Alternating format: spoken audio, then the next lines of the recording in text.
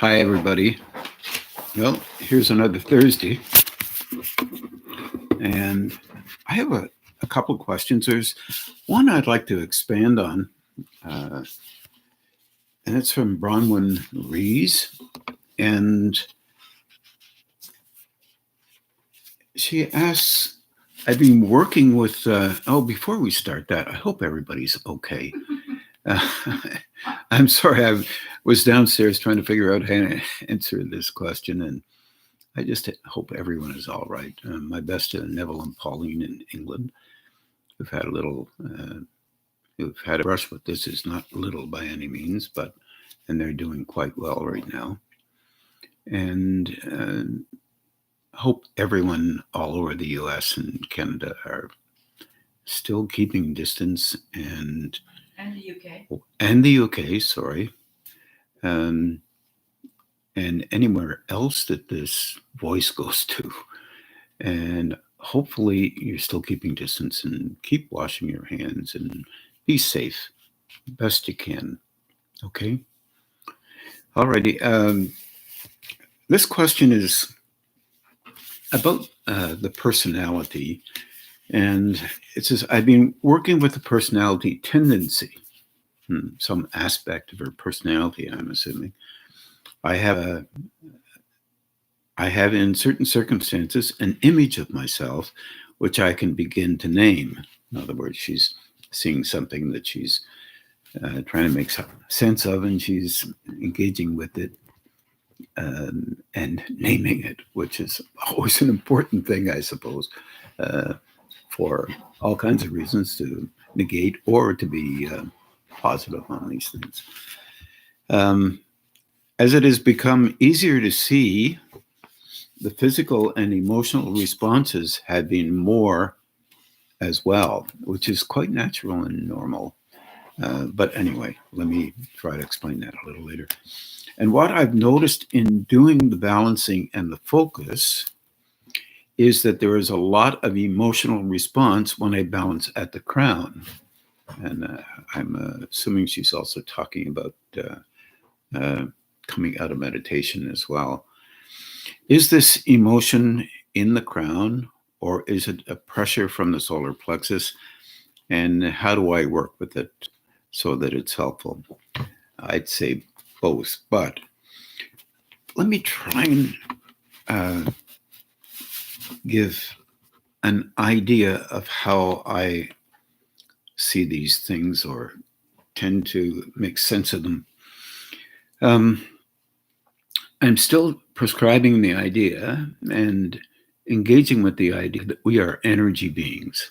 So we have this structure, this physical structure that is very important in our world because it's engaging with our physical orientations. And because everything here is quite physical, and our particular personalized center is based on our body. Often we think it's in our head, often we think it's in our emotions, and it has those leanings as well. But the very center of your existence is really basically physical. If you didn't have a body, you would be non-existent on these planes. So the physical form is very important. So what does that mean? Well, we have a brain and we have a nervous system. Everybody understands that principle. And medicinally, in the field of medicine, we have found out that we have a field around us, basic field. Nervous system gives off a field. The brain, in its activity, electric activity, gives off a field. In our intensity, gives off a field, has a field of, let's say, I call it a field of engagement with these planes. We call this interaction between these three parts of us a personality. Well, we don't break it down very well, but we tend to surmise an awful lot because our focal point is mainly on how we use that personality, how we've attained it, how we engage with this personality when we're addressing other people or engaging with other people. In my opinion, this personality form is very wondrous. I'm sure you've all tended to notice that from time to time. But it's as if there is a field around us, and our emotional disposition is set up to protect this physical construct by, if you remember my talk last week, on a kind of an early warning system, that the emotional system reads other people's emotional systems. And also, we try to make sense of those emotional systems by kind of a rudimentary structure called our intellect. Not rudimentary in the sense that it's low base. It's highly sophisticated, actually, because it consults all the time reflexively with what we have constructed over time through experience and through other people's belief and other people's training and our own training, and how we make sense of things, and how we practice our individual methods of, with all due respect, protection against the world. We don't realize that we have our favorite ways of engaging with the world. And those favorite ways are little lines of reflexes, like little arteries. In the ones we use, they're very large arteries.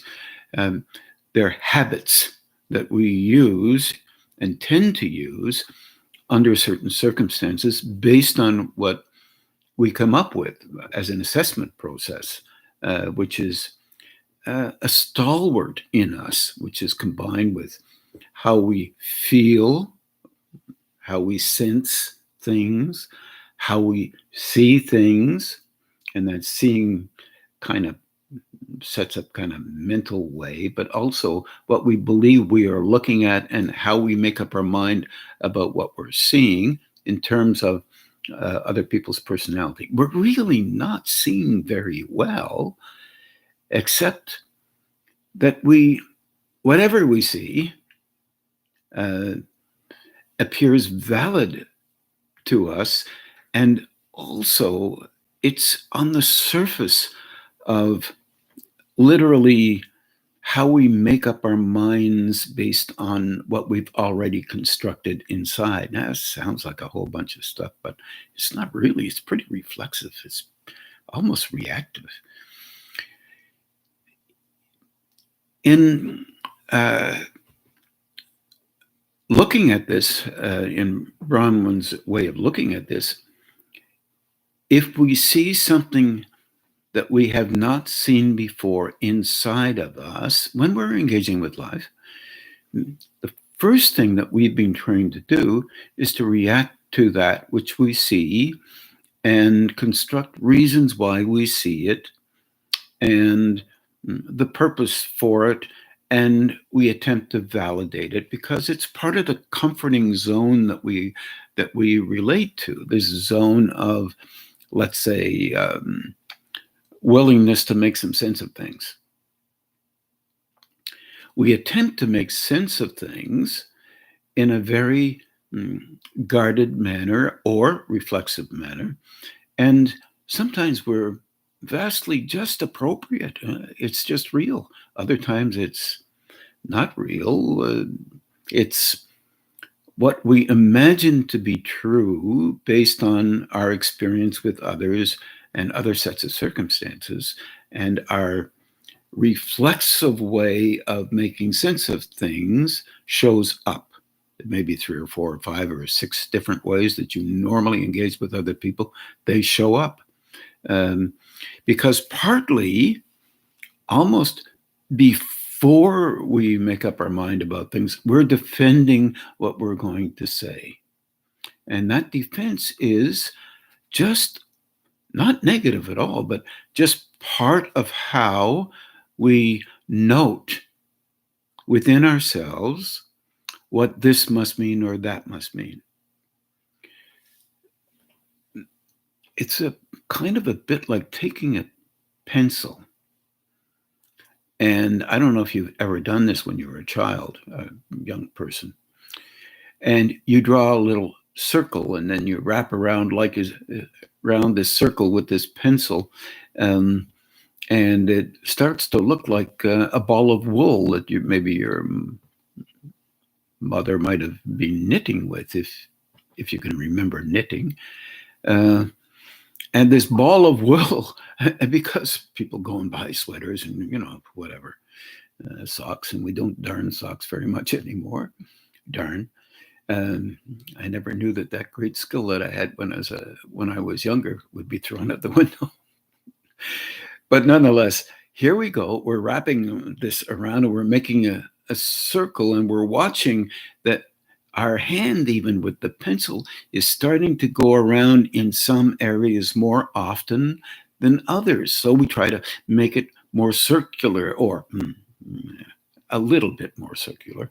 And we end up with emphasis in certain areas rather than in others. That's kind of like our personality structures act in relationship to making sense of the world around us. This is by no means negative, but we don't notice that we're doing this most of the time. People would like to think they notice it all the time, and whatever they come up with is absolutely right. It's not real. So she's asking a deeper question here. Is the energy coming from my solar plexus? Well, if you understand how these chakras tend to work, or centers or valves, I like valves better, but anyway, just words. Energy comes in through a valve. The valve is, through time, being tested in a particular manner. What you do with that energy coming through that valve is kind of repeated in different ways, but still around the form and relating to the form that you have when you engage with life. From the very earliest of times, the same as myself, same as anybody, spiritual or not. We do this because it's a mechanism for survival. So we become more comfortable doing certain things because we copy other people, and a rendering of how they act with us we identify with those things because they seem to work for somebody else, therefore they might work for us. Early goings and late goings as well. That's why people have heroes and they never notice, and then they hopefully later on they start to realize that they can back away from that some of that stuff because they're cultivating a self, and they will cultivate that self relative to, unconsciously most of the time, but sometimes consciously, which Brian was trying to do in this case. And many of you are trying to do also by creating a lens for seeing. Now, she's asking the question, what am I seeing? Is this energy emotional? Well, it can be, but it also can be quite physical. Often people call that physicalness, or energy just off the body. That intensity that we use for acting in many different ways, engaging with life, can be quite physical, it can be quite emotional, or it can be mental. Mental in the sense that You look at things, you see them, and then suddenly you don't quite agree with how you're functioning and you're wondering why. Well, doesn't seem to be asking about whether she agrees with something or not in this case. She may be, but it doesn't seem that way. But she's asking where this energy is coming into her from another state. Now, this other state, by some, is called, let's say, the soul, but by others, it's called higher state. But those chakras are kind of involved with valves between that express energy from that higher state into this state. And as one grows, those valves shift and change. What occurs is if you are actually beginning to look at these deeper levels, these chakras, and perceive them, you're automatically broadening out how the energy comes into you a little bit more so you can see better. We are quite distracted in our lives from seeing very well internally, because that's not part of what our defined levels of that we have are around personality. We don't necessarily talk about chakras every day, and try that at a party and you'll notice how quickly people will move away from you, unless you're at a different kind of party. The issue here is that the more you become aware of something, as she mentioned that she was noticing more because she was looking at this characteristic, seeing more. It may intensify more energy coming through a particular chakra. And then she may find out that she notices that that energy moves right to the top of the head.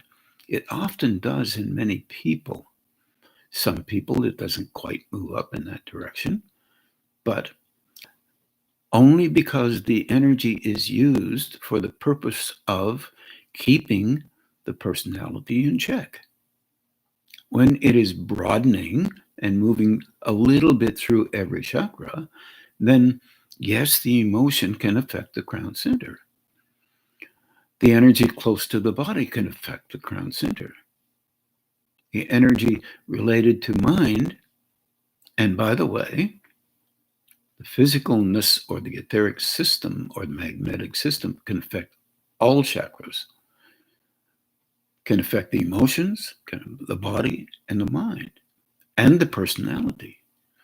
The emotional disposition, if more energy comes into it, into that plane of consciousness, that big field of early warning signals, the sensors of that great field that we have, which is huge, by the way, but we only notice a little bit of it. And then what you're dealing with then is a shift in the energy moving through that valve. The valve opens a little bit more. So you tend to see better. So what you've done is increased your seeing. However, you also, because you're normally used to using energy of that ilk for reacting, engaging in life, and validating your own personality realm, which is normal for everybody on the planet, that increases as well. So the dilemma is, how do I soften down? Well, she's using the balancing. She could use it underneath the armpits, especially if she notices that the solar plexus is on more. And that will broaden out the flow and soften it down, as long as she's trying to soften down herself as well. And this is very fundamental. We do not understand this principle very well on these planes from my perspective. We believe that if there is a lot of force coming into us, We are kind of extra special. You change anything in your system and more energy will come into it. But it will come in the way it was before and increase you as you were before, because that's where you still are practicing an engagement with life. You don't turn a key, lock the door, and that's it. From here on in, you're a new person. And, many people believe that that is true, but it isn't true. You can imagine yourself that way. You can even act that way. And that will eventually need to be softened down, because you don't want to be defending something that's indefensible. The whole concept of broadening out, reaching into higher states, is learning how to deal with the states you're already in, as well as more energy coming in to broaden it out so you can see better. The seeing is not with the external eye, it's with the internal perceptive engagement with an inner world, while you're also engaged with an outer world. So it causes a dilemma with most folk, because we suddenly realize from time to time that there is an intensity that is strong in us because we're seeing it. It was always there, but we're seeing it, and we're trying to use some tools to soften it down. Well, if you soften it down, more trust is in you by a higher state that you will continue to attempt to soften it down. Now, do you hear this one? This is a dilemma. Our world is not focused on this kind of engagement with energies or life. Although, in a way, it kind of is if you have a personality and you get upset easily for whatever reasons, because you've been trained that way, or that's the way things need to be to make you feel comfortable, because of a pretty uncomfortable upbringing. And this would be normal. Or somebody steps on your foot and the first reaction is pain, and you have a reaction to pain, whatever that would be, however you've had it before, and a response to it, then you will have that response. If you have more energy, it will come in stronger. Then apologize for it. I don't believe in NCIS's view of never apologizing, but it's quite interesting that we take on all kinds of ways of engaging because we assume that they must be right because others use them, even TV programs. If the energy is moving all the way up from the solar plexus right to the top of the head in the realm of emotion, it also has an effect on the relationship that you have with your magnetic system. It increases it more. Responses are a little stronger. So there must begin slowly to be a slight determination, the best you can, which does not mean perfect, to begin to allow the mental facility to watch what the physical, emotional systems are doing. Not to blame them, not to give them a hard time, not to say they're bad, because emotion is in your mind as well. But mind is in emotion, and mind is in your body, and mind is in your personality. Now, there are different levels of emotion. These, you can figure out at least some of them, that's for sure. Soft, kind, respectful, compassionate, loving, anger, frustration, resentments. All these are all emotions. And there's a whole swing of them, a swathe of them, and they're all over the place, and they're at different intensities. But most of these responses are all often unconscious, and they fit identities. If you have a certain identity and you lean on those things in the formulation of those identities, then you maintain those intensities for the purpose of maintaining the identity that you've constructed.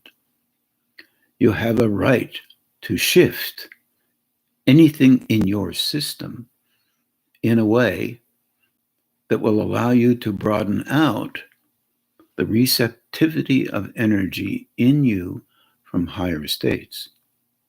You have that right. And you have a right not to. And you also have a right to be okay with movement within you, little at a time, knowing full well failure is part of the process. Inability to be perfect at anything is part of the process. Better that you see that than it's not possible to see it. So you have a right to see these things, and you have a right to be okay with you. The realization of recognition that you are an energy being is profound, but slow and easy, because you also still think you are an identity separate from all else under certain circumstances.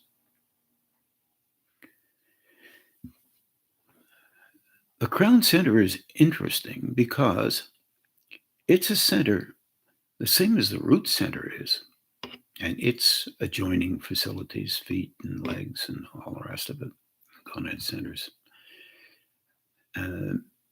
All of these centers interact with each other. They are not acting separate.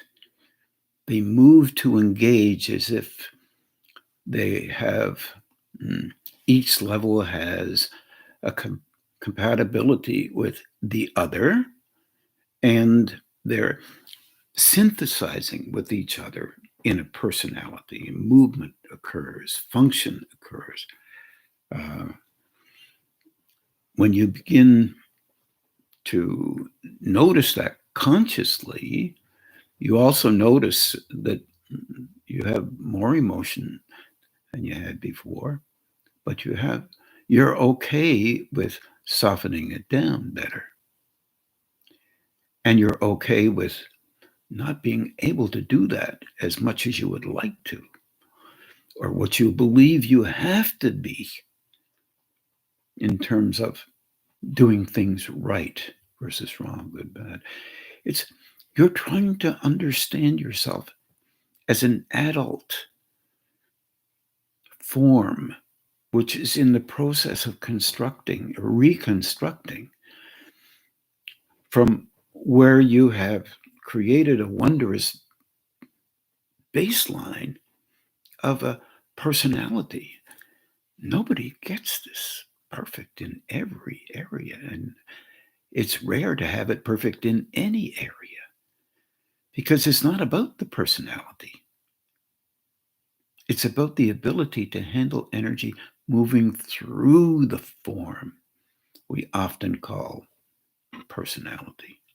And personality itself is a system that uses intensities for varying purposes related to the individual's view of what they want, need, think they are or aren't, whatever that may be. So there's a tremendous amount of creativity involved with a personality, and mostly people stop creating or willing to broaden it out in, 20s and 30s. That's why in the old traditions, two old traditions. Number one, was a tradition of 33.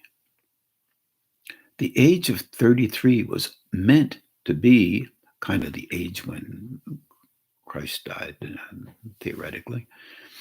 And it was a wondrous age because it held two threes, the impact of an engagement with a relatively balanced personality and a relatively balanced engagement with higher states. And you would begin to consider things when you're around that age related to higher states, spirituality, universal thought, considering whether you believe everything you think you believe, things of that nature, a little deeper thinking. And then around 50 years old, after this period of time where you were thinking and wondering about the world, suddenly, theoretically, you're having new children was considered less an option. And now you begin to engage with more, let's say, deeper things, wondering what the nature of a human being might be, what the nature of life might be, why, what is it, who am I? All these philosophical questions that probably raised their head in the 20s when you were at university, or maybe thinking a little earlier because you read a good book. And then came up with an answer and held the answer in your mind, or looked at all the answers that you were given and found them not as comfortable within you as you originally thought they might be, or began to think about the idea of learning all your life so that you could begin to understand that there is a unity in this learning. It's all about the nature of the universe. All of our learning. We come up with ideas. We don't destroy the ideas we come up with, but new ideas come in, and they are more interesting because they seem to make a deeper level of sense. And science has been showing us this since about the 15th, 16th century. With little pulses from the early beginnings of the Greeks and the Muslim background, and even China and India, kind of way ahead of us as original European backgrounds. But we go through this engagement with looking into ourselves, not to find some fault, but to rediscover and be interested in wondering why we are the way we are, do what we do, and begin to soften down. And because the softening down means softening the defenses of those things that we believe we are in. And they come from energy, which could come from the gonad center, the root center, the solar plexus, the heart center, the throat center, the brow center, or the crown center. Any one of these valves in this constructed valve system off the form that is aligned with the endocrine gland system, these profound systems could be easily called just energy or intensity that we use for whatever purpose we believe we need to use them for. If we begin to see deeper, energy goes to seeing deeper. If we are on the surface and engage in things that we believe that are due, energy stays on that surface orientation. But our do is also, to counteract what I just said, is to become deeply involved with higher states. We have a right. We also have a right to be exactly where we are now. So it is an adventure to move, to attempt to move slowly in a process that allows us to understand deeper our relationship with life, and to attempt to realize that each and every individual who exists has a right to do that. And some can and some cannot. Those who cannot are not negative. They can't yet. Some who can, there's no rule about how important or less important they are, in what direction they go. But there is a vitality in every single case that moves in through those valves to validate what we're doing in a second as part of a process of maintaining how we have been, or not maintaining how we've been, but not negating how we've been, just learning and continuing. We should be thankful about that, because in those higher states, in my opinion, what we have learned about them as a child was more negative in terms of, if you're not this way or that way, you're going to be bad, or you're going to get it. I don't think that has anything to do with anything. But look out. As you become more perceptive, you do become more perceptive. And you will see what you do. And then you are the one that has to balance out how you respond to these things. The first natural, normal thing that you will do as you see something as you are growing is to judge it. That's the most natural thing, because you're doing exactly what you've done before, and you're trained to do that. Learning how to soften that down, I didn't say negate it, I said soften it down, allows you moments to try and understand it differently. Just because you understand something differently doesn't mean you're not going to do the same thing as you did before. That's process. Little by little, shifts change. You don't lose how you did things before. You just don't use them as often. And when you do, you notice them because you already are conscious, at least to some degree, of how you have wanted to shift a little bit. This is a dialogue with you.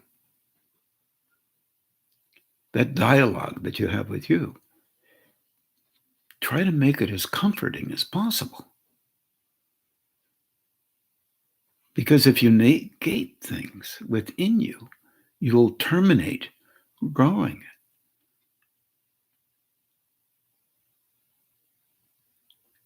That's not helpful.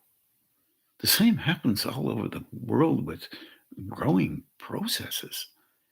You become good at something, and you become stylized in that good of something, and that becomes, like everything else in our normal personalities, something that you must maintain and validate yourself and invalidate others, because you have something special and they don't, and you'll be the judge of that.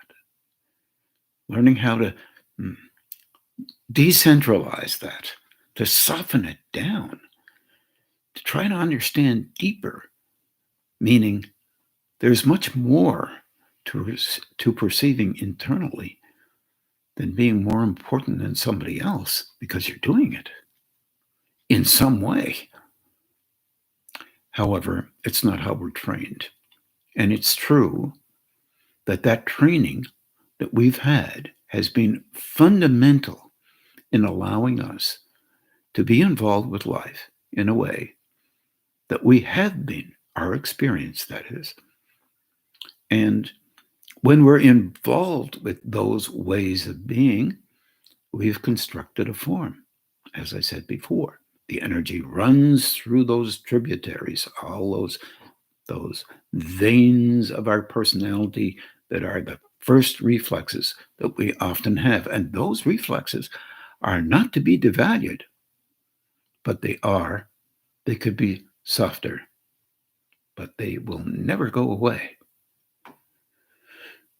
They'll be there, and you'll even notice them from time to time almost expressing, but you caught them and said, "Whoa, that's interesting." It's as if there was another way to do something right there. And those other ways to do something are very difficult to see.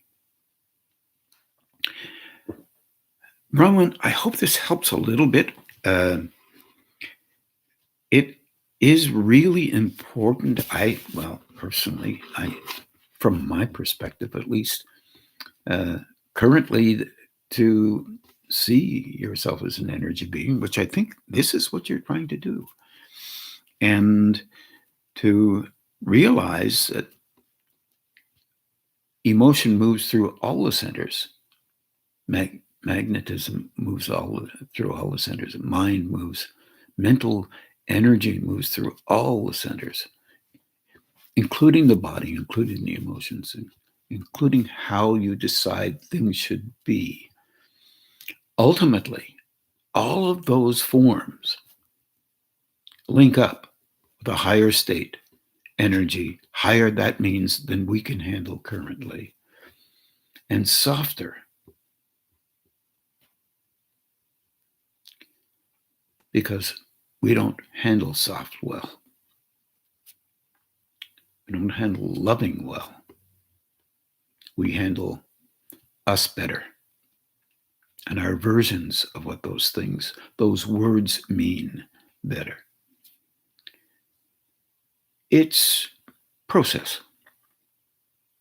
And no negation is involved with process, except fundamentally, many of us think about some things we would rather not have done in our lives, as well as we were glad to do some other things that might have been helpful somewhere along the line. Let me see what we've got here. I might have time for another one. This is one from, Lisa Gabriel in and around Blackburn. I apologize, Lisa. I'm not quite sure where you live, but I know it's in northern England. And she says, according to astrologers, there seem to be large shifts in planetary positions since January that coincide with COVID-19 and the restrictions we all experience. Do our planets and how they move as celestial bodies actually have an effect on our energy system? How we might perceive that internally, or is this in our belief system? Wow. Well, you all know that I've been involved with astronomy in the early goings back in the 70s. And the one thing I realized about astronomy was, for me, not necessarily for anybody else, that it can take over your focus in relationship to your internal growth, and it becomes like everything else can be the only thing that is right versus wrong. Astronomers, originally, that was how astronomy got started.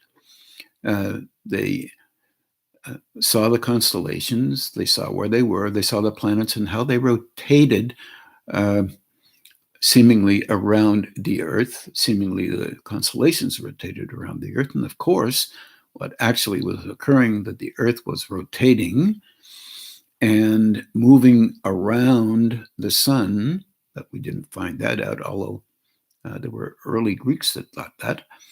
And also Copernicus and Galileo definitely thought that. A little bit different. The elliptical side of things was more eventually was known with respect to Galileo. And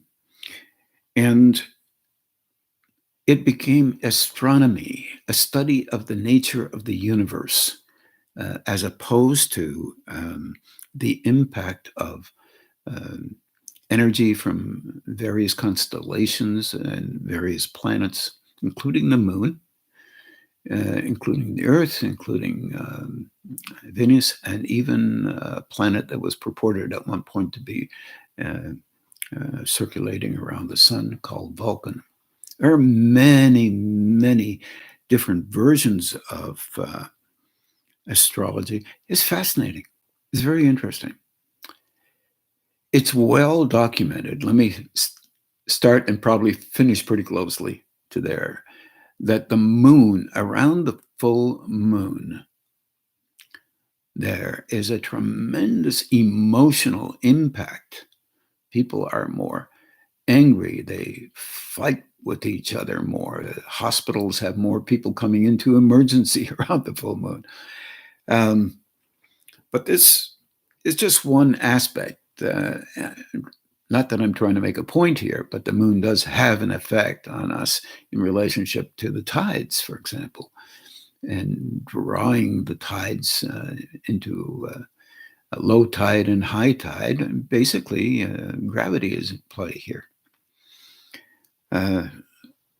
However, and I have known good friends of mine who really believe in certain stars having a tremendous impact on anyone.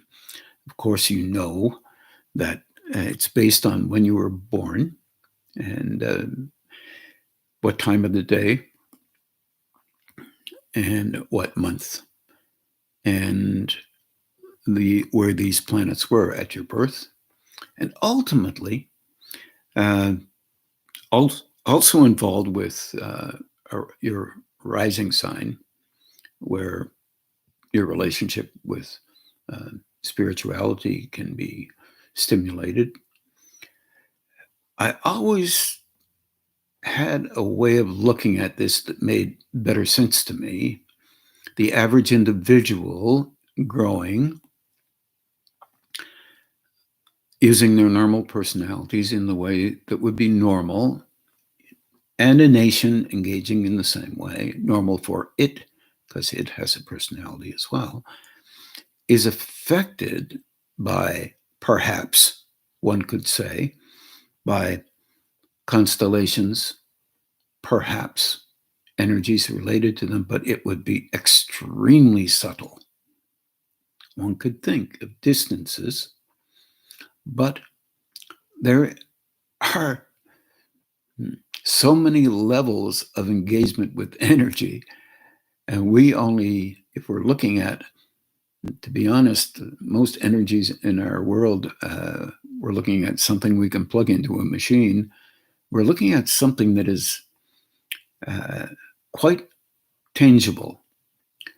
Astrology in the old traditions was based on something that wasn't as tangible. It was very subtle. If there is an impact by constellations,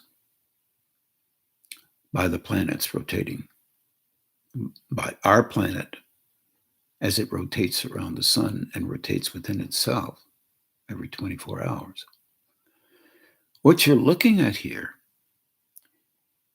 in my opinion, is something that affects people that, for example, if they are involved with a deeper level of engagement, when unity is occurring on levels within your system and you are already taking in higher states, the subtlety of their effect may be more or less. This has always been something that's always intrigued me, that the relationship that these constellations and planets have with you is different as you become more involved with that soul structure or deeper level of engagement with energy that is involved with these chakras. I subscribe to that particular place and would honestly implore people to become more perceptive of the inner zones so that they can not be affected as much by ideas, by beliefs, by theories, and engage more with the experience of exploring deeper into this universe within ourselves. But because I happen to say that, I have interest in other things as well, and astronomy is one of them, definitely. But astrology, not as much now as I was interested in the early years. But just because a person doesn't have an interest doesn't mean other people shouldn't have an interest. We are so fantastically interesting as a species. We have so many interests, tremendous amount of reality and unreality in our interests. Whatever it would be, your purpose and your intent and your hope for a deeper level of engagement can be helped by an interest in those things that you believe might be helpful. So if you have an interest in astrology, you should follow it up, but know that your personality will be important because of it. One day, you'll have to deal with you in a kind way, in a respectful manner, in a manner that allows you to go beyond your view about what must be right versus wrong, good versus bad even. The internal engagement with higher states has a different list, and the list is written in invisible ink for us. All we can do is hope to approach that by believing,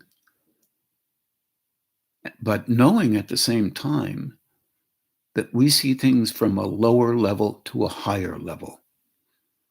Anyone that sees things just a little bit higher than us becomes somehow more able, but they are still seeing things from a level that is not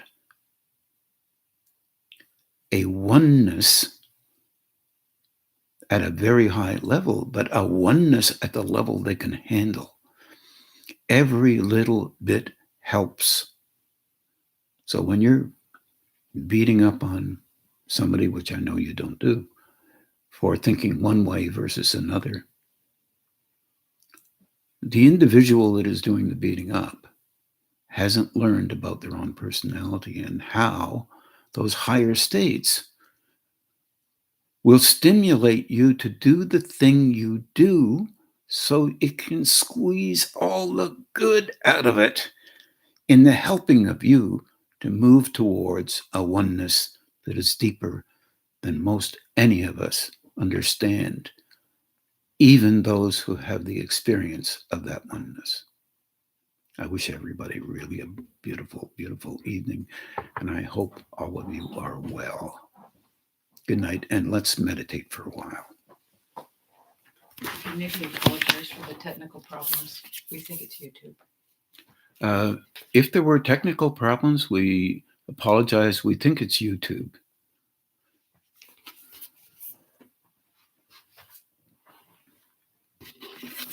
Do you want this, Marlene?